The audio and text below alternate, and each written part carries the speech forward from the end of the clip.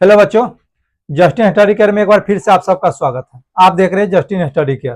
ठीक है, आज हम जिस विषय वस्तु पे बात करेंगे, जैसा कि आपको दिख रहा होगा, दो चर वाले रैखिक समीकरण के बारे में आज हम बात करेंगे। ठीक है, 9th क्लास में हम पढ़े होंगे दो चर वाले रैखिक समीकरण, बस यहाँ तक।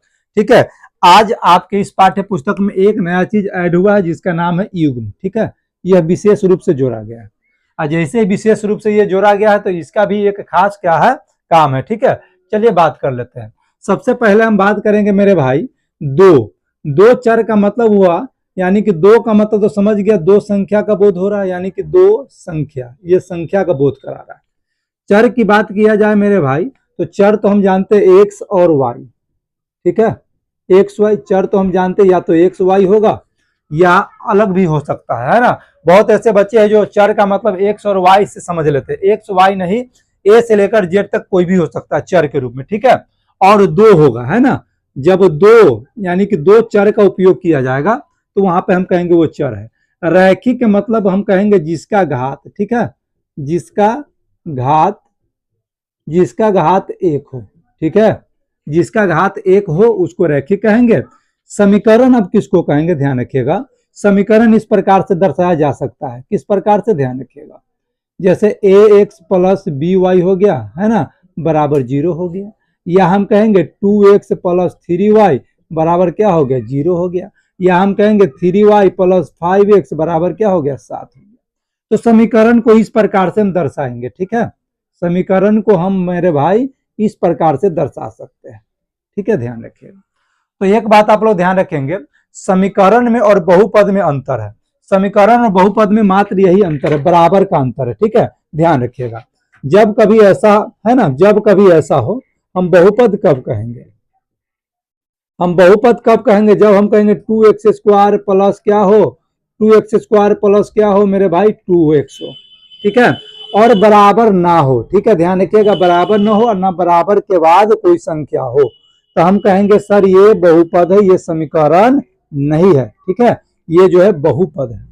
अगर वही यहाँ पे दे दिया रहता 2x है ना प्लस 2y बराबर 0 दे दिया, तब हम कहेंगे यह समीकरण है। यह क्या है, यह समीकरण है।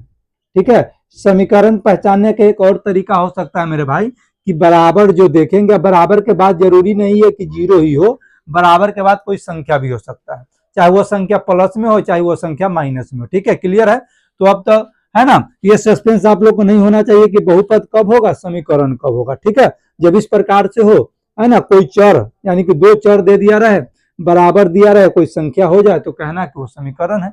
बराबर के बाद कुछ भी हो सकता है, 0 हो सकता है, 1 2 3 हो सकता है, चाहे प्लस में हो या माइनस में हो। ठीक है, चाहे भिन्न में हो। ठीक है, और इस प्रकार से रहे, सीधा रहे, बराबर के बाद कोई संख्या न रहे या बराबर न रहे, तो हम कहेंगे यह बहुपद है। ठीक है, चलिए अब हम बात कर लेते हैं। दो का मतलब आपने समझा, एक्स वाई मतलब समझा कि चर होता है, जरूरी नहीं है कि यही दोनों होगा, कुछ भी हो सकता है, यू और भी हो सकता है, यू और भी हो सकता है ना।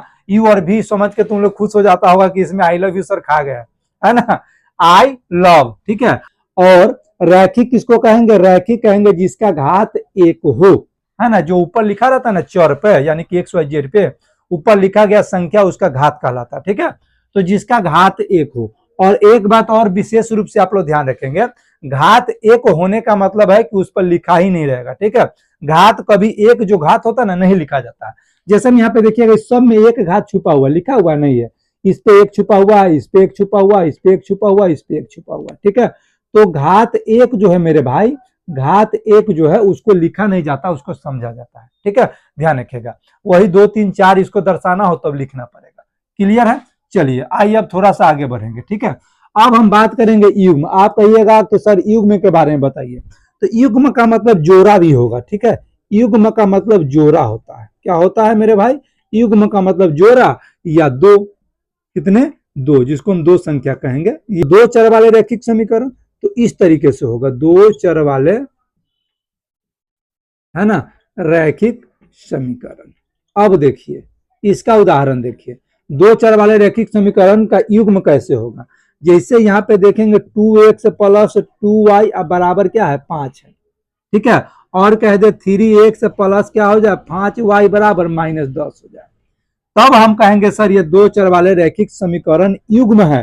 क्यों? क्योंकि दूगो दिया है, ठीक है। जैसे ही दूगो दे दिया तब ये युग्म कहलाएगा। क्या कहलाएगा? युग्म कहलाएगा। क्लियर है? तो युग्म का मतलब हुआ दूगो देगा। क्या को देगा? दूगो देगा। अब प्लस में ये भी देखिए दूगो चर है, एगो एक्स है एगो वाई है, अलग अलग चर होगा, ठीक है, अलग अलग चर होगा। जरूरी नहीं है कि एक्स और वाई ही हो, है ना, ए से लेकर जेड तक कोई भी होगा, लेकिन दो अलग अलग चर होगा। यहाँ पे देखिए फिर दो अलग अलग चर है, एक्स और वाई है ना, एक और समीकरण है, तो यह समीकरण युग्म कहलाया। और यह क्या कहलाएगा? दो चर वाले रैखिक समीकरण। दो चर वाले इसलिए क्योंकि दूगो चर है, और रैखिक इसलिए क्योंकि इसका घात एक है, ठीक है। घात एक होने का मतलब रैखिक होता है। चलिए ठीक है, अब थोड़ा सा आगे हम चर्चा करेंगे मेरे भाई, ठीक है। रैखिक समीकरण युग्म का हल करने के कई गो तरीका होता है, ठीक है। चलिए पहले इसको आप लोग अगर नोट करना चाहे तो नोट कर लीजिए, उसके बाद हम आगे बढ़ेंगे। चलिए नोट कर लीजिए इसको।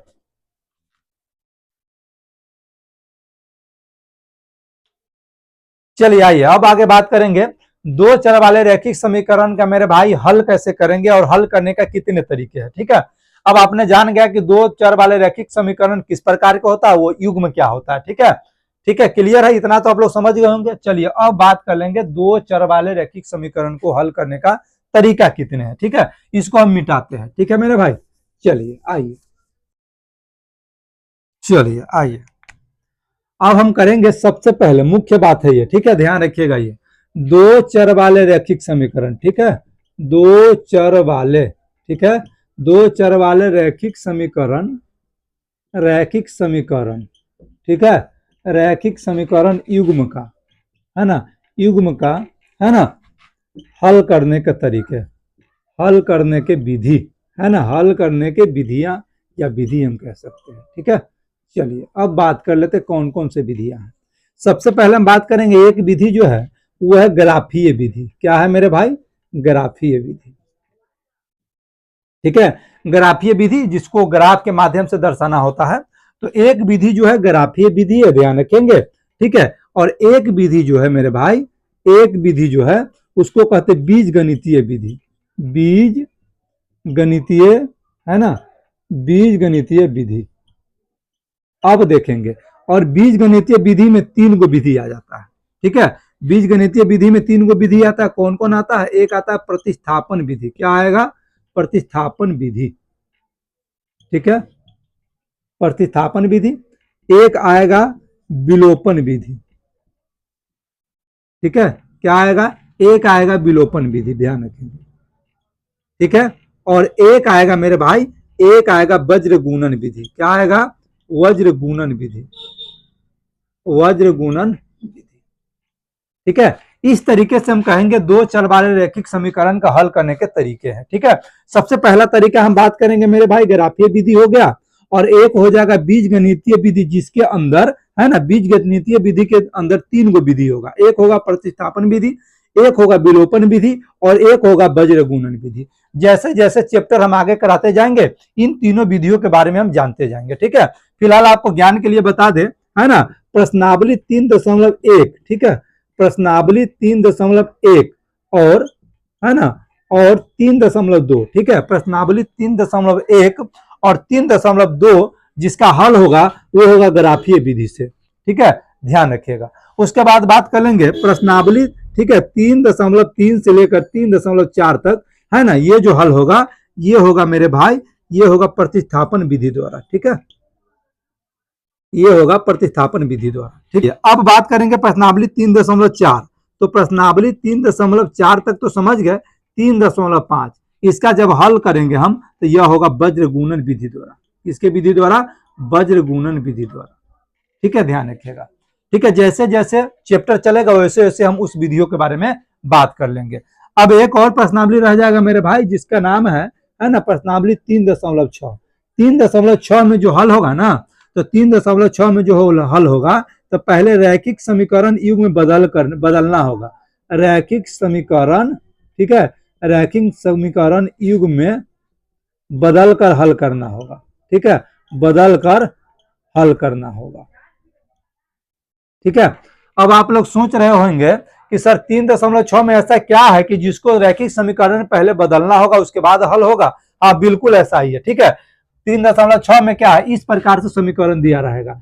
3 जैसे मान लो मान लीजिए 1/x ऐसे मान लीजिए प्लस 2/y बराबर 3/6 रहेगा, ठीक है। या ऐसे रहेगा, है ना, 5/2x रहेगा, या प्लस 6/3y रहेगा, है ना, बराबर 9/6, कुछ भी हो सकता है। तो इस प्रकार के जो समीकरण है ना, यह समीकरण वास्तव में यह समीकरण नहीं है, ठीक है। क्यों? क्योंकि जैसे ही बट्टे को इसको हम क्या करेंगे, घात में बदलने की कोशिश करेंगे तो इसका घात जो माइनस में हो जाएगा, और जैसे ही माइनस में घात होगा तो वो समीकरण नहीं कहलाएगा, ठीक है।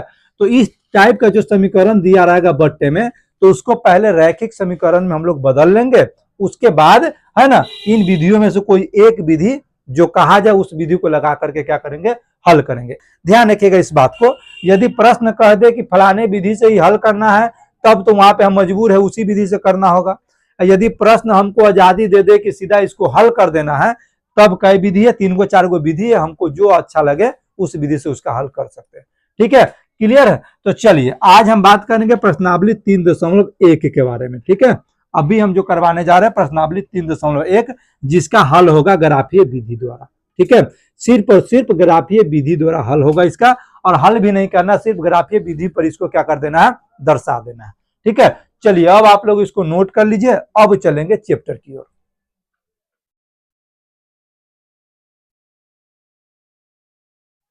चलिए आइए अब बात कर लेते हैं प्रश्नावली 3.1 का, है ना। जैसा कि हमने कहा कि प्रश्नावली 3.1 में मात्र 3 प्रश्न है, और तीनों प्रश्नों को क्या करना है, ग्राफीय निरूपण कर देना है ना, ग्राफीय रूप में व्यक्त करना है, हल भी नहीं करना है, सिर्फ और सिर्फ ग्राफीय रूप में उसको क्या करना है, व्यक्त कर देना है।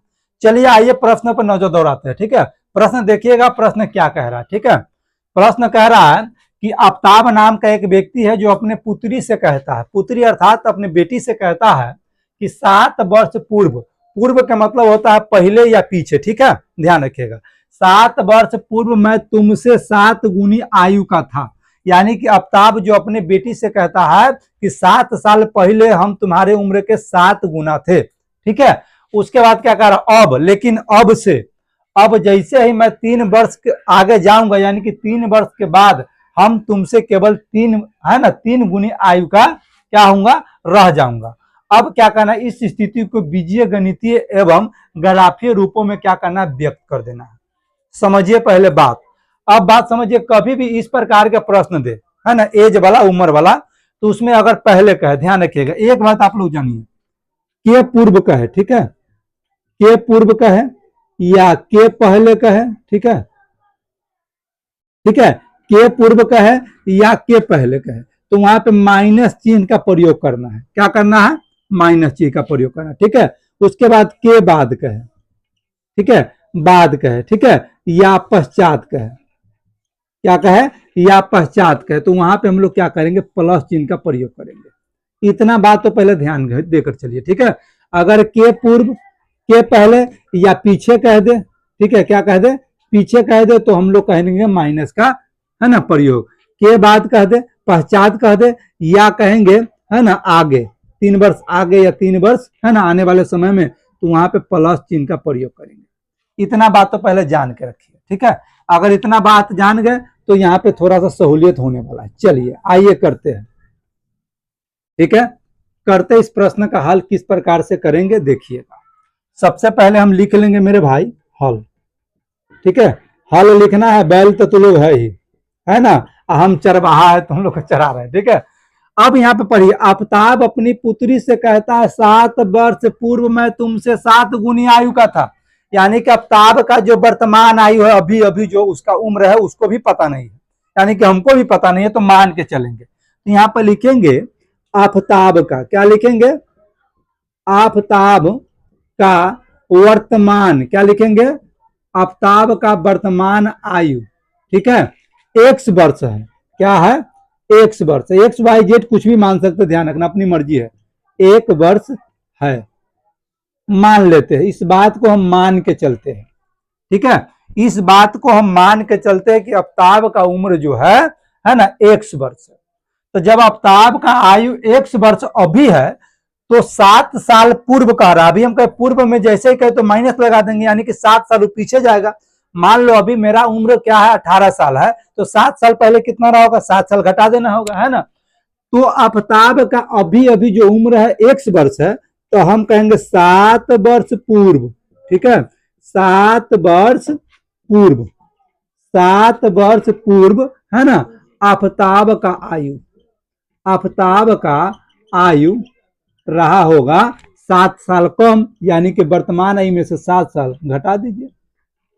ठीक है, ठीक है, ये तो हमने आफताब का मान लिया। उसकी बेटिया को भी तो उम्र मालूम नहीं है, तो हम उसकी बेटिया के बारे में लिखेंगे पुत्री का वर्तमान आयु। ठीक है, पुत्री का, है ना, वर्तमान आयु, पुत्री का वर्तमान आयु, तो पुत्री जो अभी अभी है तो उसका आयु मान लेते x वर्ष है, x वर्ष है, ये भी मान के चलते हैं, मान लिया।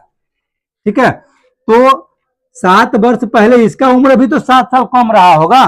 ठीक है, तो हम क्या कहेंगे, तो 7 वर्ष पूर्व, 7 वर्ष पूर्व, है ना, पुत्री की आयु, पुत्री की आयु, तो 7 साल घटा दीजिए, यानी कि y माइनस 7 वर्ष। ठीक है, इतना क्लियर है, इतना तो क्लियर है, ध्यान रखिएगा, इतना क्लियर है। तो अब आइए प्रश्न क्या कह रहा है। अब हम लिखेंगे प्रश्नानुसार। क्या लिखेंगे, प्रश्नानुसार। इतना लिखने के बाद प्रश्नानुसार करेंगे। अब क्या करें, 7 वर्ष पूर्व मैं तुम्हारे आयु का 7 गुना था। कहने का मतलब हुआ उसके पिता का, यानी कि उसके पिता का, यानी कि किसका, ध्यान रखिएगा, यानी कि आफताब का। तो 7 साल पहले आफताब का उम्र x माइनस 7 था, तो उसकी पुत्री का उम्र था y माइनस 7। लेकिन एक कंडीशन है, यहाँ पे आफताब का जो उम्र था पुत्री की उम्र के 7 गुना था, तो 7 गुना कर देंगे। क्लियर है, चलिए अब इधर कर लेते, जगह का थोड़ा सा अभाव है मेरे भाई। अब क्या करेंगे, x माइनस 7 जैसे के तैसे रह जाएगा। अब यहाँ पे देखिए 7 से गुना हो जाएगा y में, तो हम करेंगे 7y। ठीक है, 7 से गुना हो जाएगा 7 में, तो 7 7 49, माइनस क्या हो जाएगा 49। आगे आइए, अब क्या करेंगे, पक्षांतर करेंगे, इसको इधर ले जाइए, इसको उधर ले जाइए। तो x माइनस, जैसे इधर का प्लस इधर आएगा माइनस बनेगा, तो x माइनस 7y बराबर माइनस 49 अपने जगह पर, ये माइनस उधर गया तो प्लस का 7 बनेगा। ठीक है, क्या बनेगा, 7 बनेगा। तो अब क्या निकल कर आएगा मेरे भाई, तो अब निकल कर आएगा x माइनस 7y। ठीक है, बराबर 7 में से 49 घटेगा। ठीक है, ध्यान रखिएगा, कभी भी माइनस वाला घटता है, तो 7 में से 49 जैसे घटेगा तो क्या होगा मेरे भाई, माइनस 42 हो जाएगा। अब हम मान के चलेंगे यह हुआ समीकरण पहला। ठीक है, समीकरण फर्स्ट निकल करके आ गया। क्योंकि 2 चर वाले रखिक समीकरण युग्म पढ़ रहे हैं, तो 2 को समीकरण निकालना होगा, तो एक पहला समीकरण तो आ गया। अब दूसरा समीकरण निकालना होगा इस प्रश्न से ही। ठीक है, कहीं और से नहीं। फिलहाल जगह की कमी है, पहले इसको आप नोट कीजिए, उसके बाद चलते हैं दूसरे समीकरण की ओर। अब चलेंगे, इसी का 2 पहलू है। ठीक है, इस प्रश्न का 2 पहलू है। एक पहलू हमने कर लिया और यहां तक हम पहुंच चुके हैं। ठीक है, समीकरण हमने निकाल लिया। अब देखेंगे दूसरा, है ना, उससे पहले हम इसको क्या करेंगे, मिटाएंगे। चलिए मिटाते हैं। अब कह रहा 3 वर्ष बाद। ठीक है मेरे भाई, जैसे 3 वर्ष बाद तुम्हारा एज या मेरा एज या किसी का एज के बारे में बात हो, तो 3 साल बाद हमारा एज बढ़ेगा, यानी कि प्लस होगा। तो बाद का है, पश्चात का है ना, आगे का है तो कह देना प्लस होगा, एज किसी का भी है। ठीक है, ध्यान रखिएगा। हाँ भैया, तो 7 वर्ष पहले की बात हमने कर लिया कि 7 साल पहले किस किस तरीके से समीकरण होगा।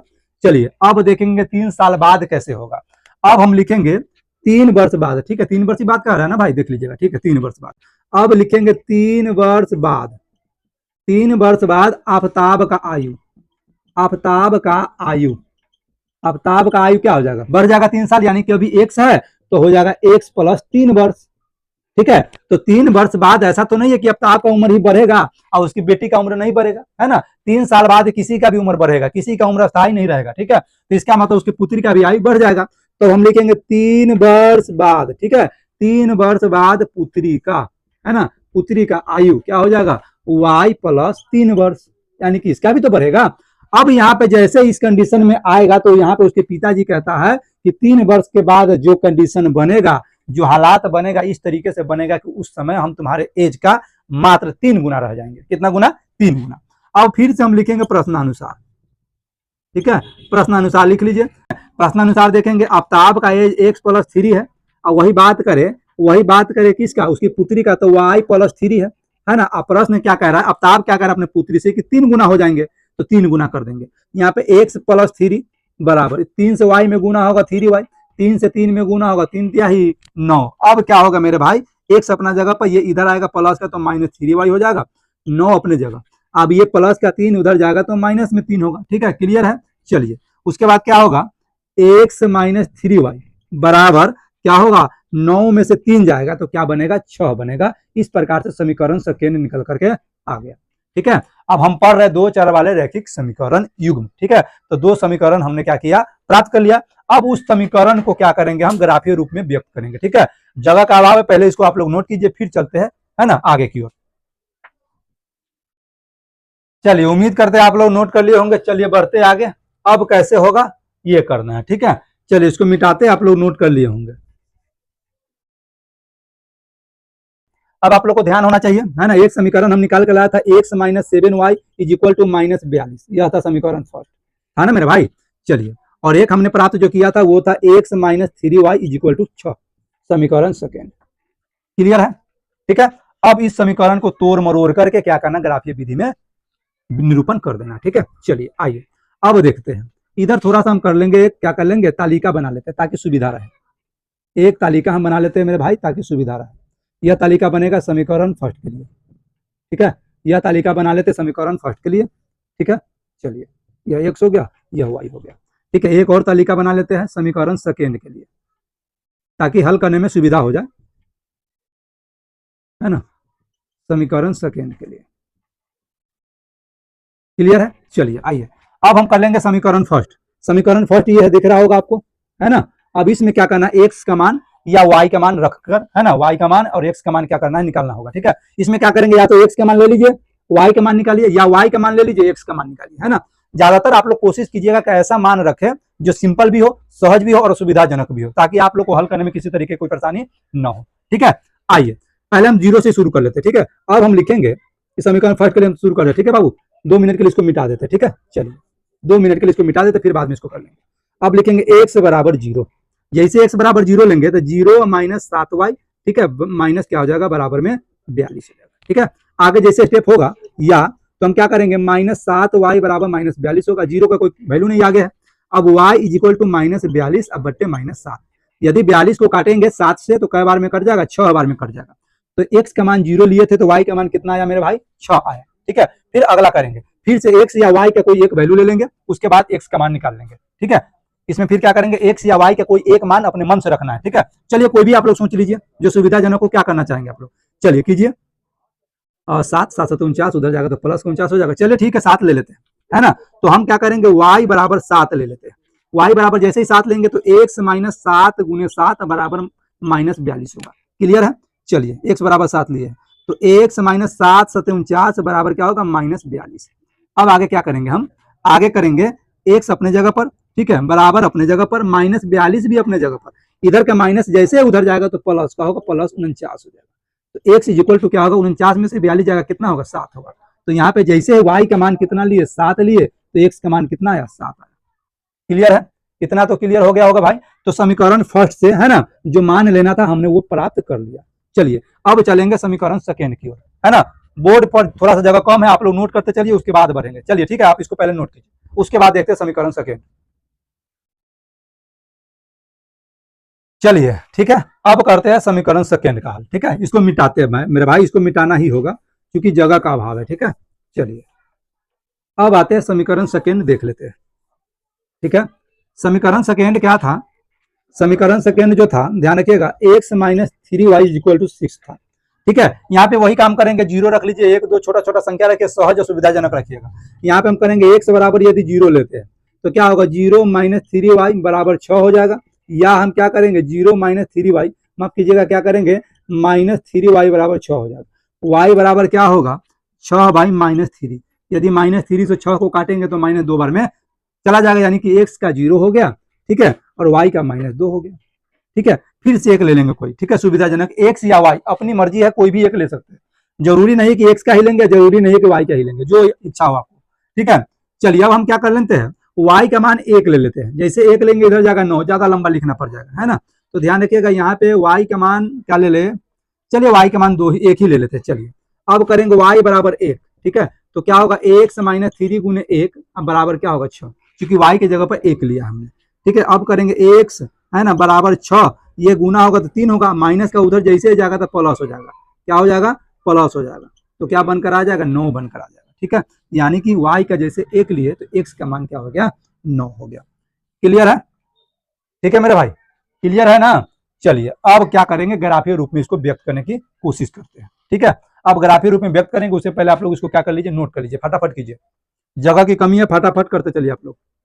चलिए आइए, ठीक है, उम्मीद करते हैं आप लोग नोट कर लिए होंगे, जगह का थोड़ा सा अभाव इसलिए बार बार आपको परेशानी हो रहा है, ठीक है। चलिए अब आप लोग इस बॉक्स को ध्यान रखेंगे, ठीक है, बाकी इस सबको आप भूल जाइए, ठीक है, आप इस सबको भूल जाइए, अब सिर्फ और सिर्फ यहाँ से ग्राफ खिंचाएगा, ठीक है। मिटाते हैं इसको, आप लोग ग्राफ बनाएंगे तो ग्राफ वाले बुक में बनाएंगे ना, ग्राफ वाले कॉपी में तो अच्छे तरीके से बनेगा, ठीक है। चलिए अब आते हैं, चलते हैं ग्राफ की ओर, है ना। ग्राफ वाले बुक में आप लोग इसको हल करने की कोशिश कीजिएगा, इस तरीके से खींचिएगा, है ना। इसका नाम होता है वाई अक्ष, क्या नाम होता है, वाई अक्ष, माफ कीजिएगा इसको, ठीक है। चलिए अब इसको खींचेंगे, इसका नाम जो होता है एक्स अक्ष होता है, क्या होता है, एक्स अक्ष, ठीक है। इधर माइनस दर्शाया जाता है, ठीक है, इधर माइनस दर्शाया जाता है, ठीक है, इधर प्लस, इधर प्लस, ठीक है, समझ रहे ना आप लोग। चलिए अब क्या करेंगे, यहाँ पे 0 ले लेंगे। अब इस दोनों बॉक्स में देखेंगे मैक्सिमम संख्या क्या है, तो मैक्सिमम संख्या जो है यहाँ पे 9 है, इसलिए चारों तरफ 9 बार लिखेंगे, है ना। 1, ठीक है, 2, 3, 4, 5, 6, 7, 8, 9, क्लियर। फिर 1 माइनस का, 2 माइनस का, 3 माइनस का, 4 माइनस का, 5 माइनस का, ठीक है, 6 माइनस का, 7 माइनस का, ठीक है, 8 जो है माइनस का।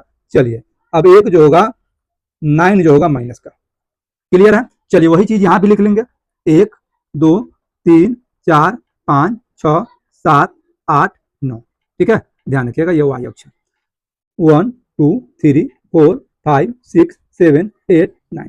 यदि आप अपने ग्राफ बुक में बनाएंगे ना तो सही सही एकदम सहज तरीके से बनेगा, यहाँ पे थोड़ा सा एडजस्टमेंट करना है, ठीक है, तो उतना परफेक्ट नहीं बन पाएगा। 1, 2, 3, 4, 5, 6, 7, 8, 9, ठीक है। अब लिख लीजिएगा 1, 2, 3, 4, 5, 6, 7, 8, 9, ये माइनस का हो जाएगा, क्या हो जाएगा, माइनस का हो जाएगा। चलिए अब यहाँ से देखकर क्या कर देना है, निरूपण कर देना है, ठीक है, यहाँ से देखना और निरूपण कर देना है। एक्स का क्या देखना है, 0 देखना है ना, और वाई का 6 देखना है। 0 देखने की जरूरत नहीं है, वाई का आप क्या देख लीजिए, 6 देख लीजिए, वो भी प्लस का, तो प्लस का वाई का 6 देखेंगे, यहाँ पे है, यहाँ पे एक बिंदु दर्शा दीजिए, ठीक है, इसका नाम दे दीजिए 0 और 6, ठीक है। चलिए अब देखेंगे 7 और 7, एक्स का भी 7, वाई का भी 7, एक्स का 7 और वाई का भी 7, यहाँ पे देखिए दोनों के सामने, ठीक है, इसके सामने और इसके सामने एक बिंदु आएगा, ठीक है, दोनों के सामने एक बिंदु आएगा, ये यहाँ, ध्यान रखिएगा। स्केल की मदद से आप लोग बनाएंगे तो इजी वे से बन जाएगा, ध्यान रखिएगा, ठीक है, ग्राफ में। क्लियर है, बिल्कुल क्लियर है, ठीक है, ध्यान रखिएगा, ठीक है ना। चलिए आगे आइए, अब क्या करेंगे, इन दोनों, है ना, इन दोनों बिंदुओं को क्या करेंगे, आपस में मिलाने की कोशिश करेंगे। अब क्या करेंगे, इसको लेकर के दोनों बिंदुओं को आपस में क्या करना है मेरे भाई, मिला देना है, ठीक है, दोनों को आपस में क्या करना है, मिला देना है, ठीक है। चलिए अब यहाँ देखिए 0 है, तो 0 ढूंढने की जरूरत नहीं, यहीं पे है। अब y में -2 खोजना, तो y में -2 यहाँ पे दिख रहा होगा आपको, ठीक है। उसके बाद x में 9, x का 9 यहाँ, y का 1 कहाँ, यहाँ, इस दोनों के सामने क्या करेगा, एक बिंदु लगेगा, ठीक है।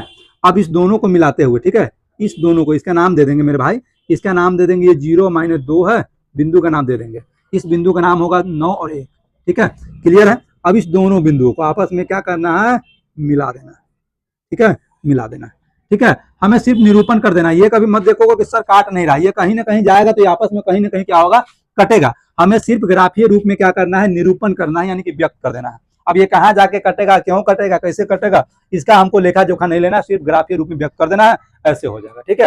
अब आप लोग क्या कीजिए, नोट कीजिए, इस तरीके से प्रश्न संख्या 1 का हल होगा, यानी कि ग्राफीय रूप में इस तरीके से ही निरूपण करेंगे।